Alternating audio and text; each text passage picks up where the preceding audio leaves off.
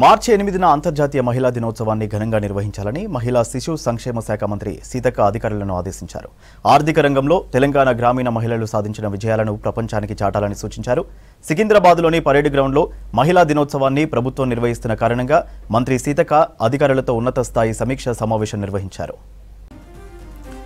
మహిళా సాధికారతకు ఆర్థిక స్వావలంబనకు సీఎం రేవంత్ రెడ్డి నేతృత్వంలోని కాంగ్రెస్ ప్రభుత్వం పెద్దపీట వేస్తుండటంతో హైలైట్ చేసే విధంగా మహిళా దినోత్సవ వేదిక కార్యక్రమాలు రూపొందించాలని అధికారులకు మంత్రి సీతక్క ఆదేశాలు జారీ చేశారు.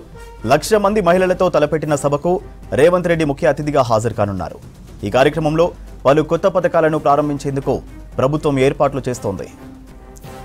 ప్రతి జిల్లాలో మహిళా సంఘాలచే ఏర్పాటు కాబోయే సోలార్ విద్యుత్ ప్లాంట్లకు సీఎం వర్చువల్ గా శంకుస్థాపన చేస్తారు. మొత్తం 32 జిల్లాల్లో జిల్లాకు 2 మెగావాట్ల చొప్పున మొత్తం 64 మెగావాట్ల సోలార్ ప్లాంట్ల నిర్మాణ పనులను లాంఛనంగా ప్రారంభించనున్నారు. మహిళా స్వయం సహాయక బృందాలచే బస్సులు కొనుగోలు చేయించి ఆర్టీసీకి అద్దెకు ఇచ్చేలా ఇప్పటికే ఒప్పందాలు కుదిరాయి. మొదటి విడతలో 50 ఆర్టీసీ అద్దె బస్సులకు పచ్చజెండా ఊపి సీఎం చేతుల మీదుగా ప్రారంభించేలా ఏర్పాట్లు చేస్తున్నారు.